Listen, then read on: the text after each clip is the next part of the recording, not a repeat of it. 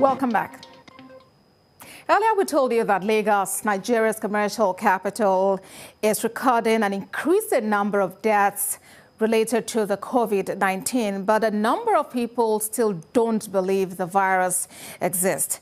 Our correspondent Adedoja Salam-Adeniyi did an exclusive report of visiting the infectious disease hospital in Yaba, which is grappling with more patients. Her report.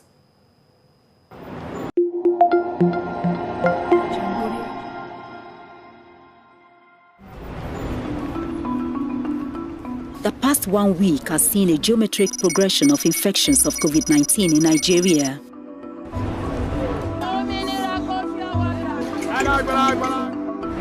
Lagos is still the epicenter, recording more infections.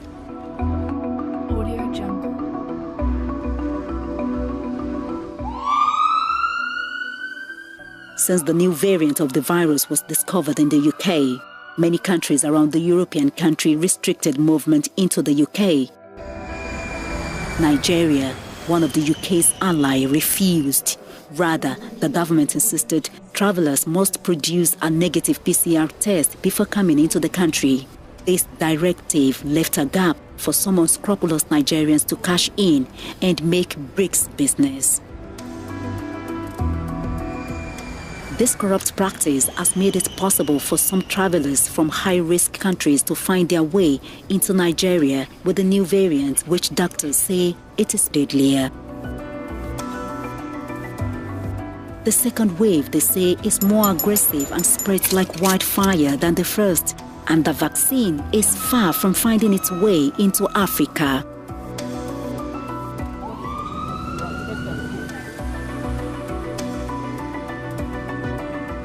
Months ago, the ICU had few patients, most not using ventilators.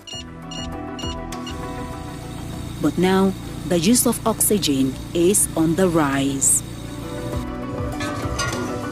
These are the used oxygen cylinders from this ward alone. About 70 were used overnight. They are rolled out for refuel. Filled ones are also rolled in with the same speed.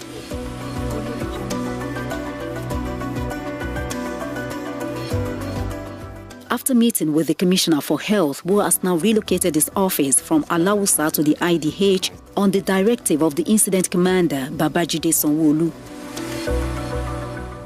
Our first port of call was the Biobank, is one of the red zones. You can see that This is the Kakovid ward. Most of the patients here can hardly breathe on their own without oxygen. Globally, there is oxygen supply chain crisis. The demand for oxygen overweighs the supply. This facility here can produce 60 large cylinders in 24 hours. That's a day. So that's very helpful and will add to our daily consumption of oxygen, which we are currently using about 300 cylinders a day. The flow rate of oxygen that the average COVID-19 patient uses is 15 liters per minute. Now it tripled. A regular sick patient uses 5 liters. At the IDH, the consumption of oxygen is now very high, as the life of most patients with COVID-19 hangs in the balance. It seems like it's affecting a younger age group. It seems that when you catch this COVID, that it can cause respiratory failure faster than the first wave. And we don't want people to die. So, we want to be able to admit people in a way. So the place is almost full, but we have more capacity outside and other isolation centers. So Lagos has excess capacity. People come in breathless, and then when you measure the oxygen concentration level in their blood system, some come in with very severe oxygen concentration level. Then the organs of the body can now begin to suffer some form of damage. And this damage will actually become irreparable. You know, somebody coming into the hospital with an oxygen level of, say, 20%, because we've seen them 40%. The only thing to keep their weak lungs alive is this oxygen.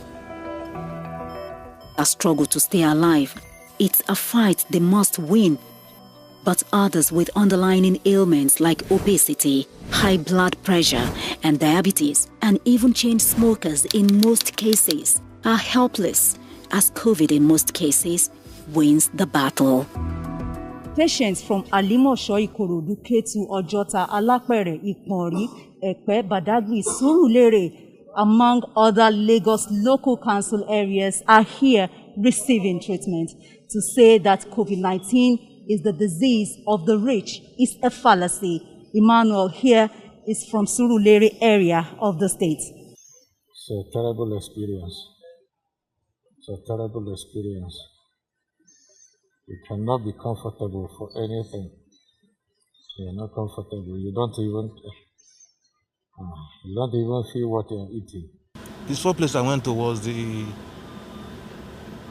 I think the Holding Bay. So what did you see there?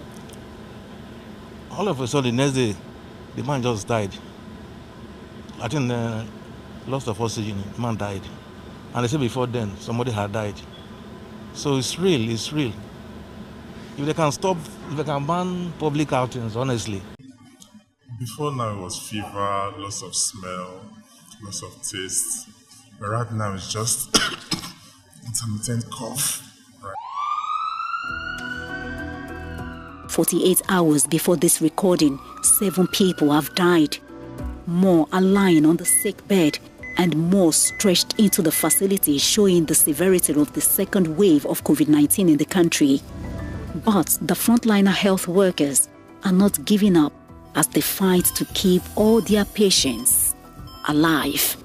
Septitazane, I don't care attitude and relaxation of safety protocols and guidelines have been said to have led many into that hole.